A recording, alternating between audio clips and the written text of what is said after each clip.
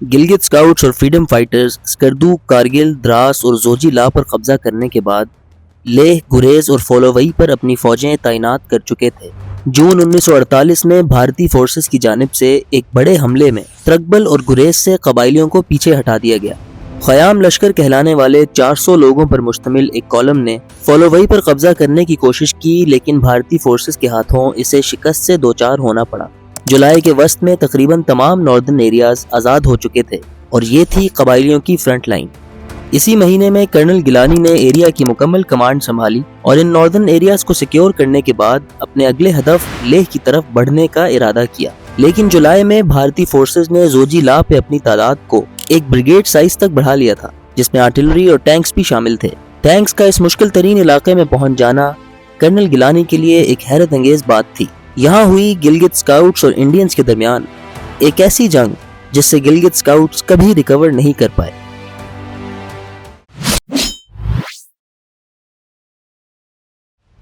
ہندوستانی فوج جو اکتوبر 1947 میں کشمیر میں داخل ہوئی تھی، 1948 تک 3 گنا بڑھ چکی تھی اور کشمیر میں ان کا مین ٹارگٹ تھا مظفر آباد، جو انہیں اس علاقے میں مکمل فتح دلا سکتا تھا۔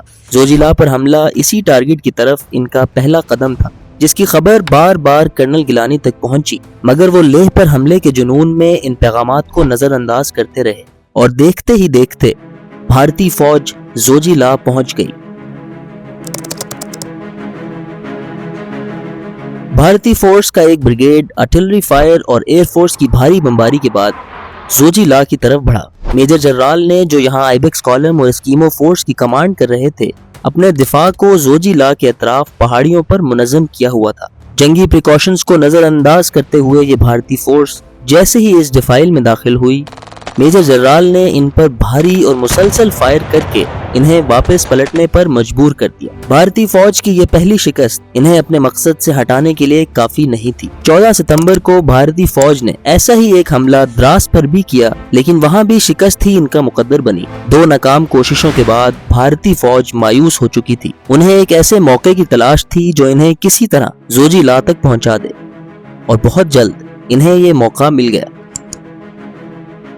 بھارتی فوج کی 2 ناکام کوششوں، سخت موسم اور زمینی حالات کو دیکھتے ہوئے میجر قریشی کو، جو یہاں موجود فورس جسے جابر فورس کا نام دیا گیا تھا کی کمانڈ کر رہے تھے، یقین تھا کہ اب بھارتی فوج حملہ نہیں کرے گی، اور اسی وجہ سے انہوں نے کچھ سولجرز کو چھٹیوں اور کچھ کو سردیاں گزارنے کے لیے دراس اور کارگل منتقل کر دیا۔ نتیجتاً زوجیلا پر سکاؤٹس بہت کم تعداد میں رہ گئے، اور یہی وہ موقع تھا جس کی انڈین فورسز کو تلاش تھی۔ اپنے اس مقصد کو پورا کرنے کے لیے انڈینز یہاں ٹینکس تک لانے میں کامیاب ہو چکے تھے، جو ان پہاڑی علاقوں کو مد نظر رکھتے ہوئے ایک حیرت انگیز بات سے کم نہ تھی۔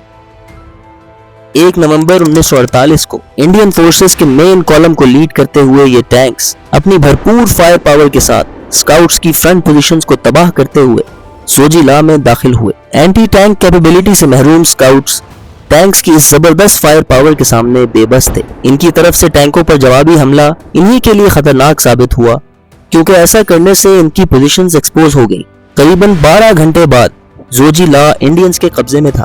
زوجیلا کے بعد باٹا کنڈی اور پنڈراس پر پیش قدمی کرتی ہوئی یہ فورس 17 نومبر کو دراس پر حملے کے لیے تیار تھی۔ یہاں موجود میجر قریشی بخوبی واقف تھے کہ اتنی بڑی قوت کے خلاف کوئی منظم لڑائی لڑنا ناممکن ہے، چنانچہ انہوں نے دراس کو چھوڑ کر مرول کی طرف لوٹنے کا فیصلہ کیا۔ وہاں لیہ میں کرنل اسماعیل نے اپنے ٹروپس کو نیمو سے دراس منتقل کرنے کا ارادہ کیا، لیکن انہیں یہ خدشہ تھا کہ اگر بھارتی فورس نے کارگل کا رخ کیا تو ان کی فورس وہیں آئسولیٹ ہو جائے گی۔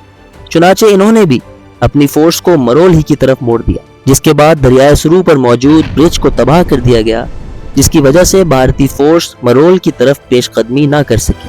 اس دوران بھارتی فورس نے کارگل کو بھی کسی بھی قسم کی مزاحمت کے بغیر قبضے میں لے لیا۔ اگرچہ گلگت اسکاؤٹس نے تقریباً 2 ماہ تک ہندوستانی فوج کی طرف سے ان سخت حملوں کا بھرپور جواب دیا، لیکن قبل از وقت احتیاطی تدابیر اختیار کرنے میں ان کی غفلت اور ٹینک لانے کی بھارتی صلاحیت کو نظر انداز کرنے کی انہیں ایک بھاری قیمت چکانی پڑی۔ وہ کارگل، دراس اور زوجیلا کھو چکے تھے۔ اگرچہ یہ علاقہ آج بھی اس محاذ پر سیز فائر لائن کہلاتا ہے، لیکن کشمیر کی جنگ یہیں ختم نہیں ہوتی۔ فریڈم فائٹرز کی طرف سے ابھی بہت علاقے آزاد کروانا باقی تھے۔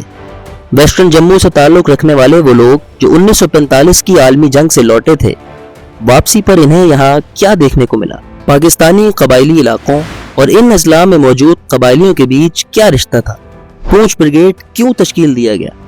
وہ 5000 لوگ جو بٹراسی فارسٹ میں اکٹھے ہوئے تھے کون تھے؟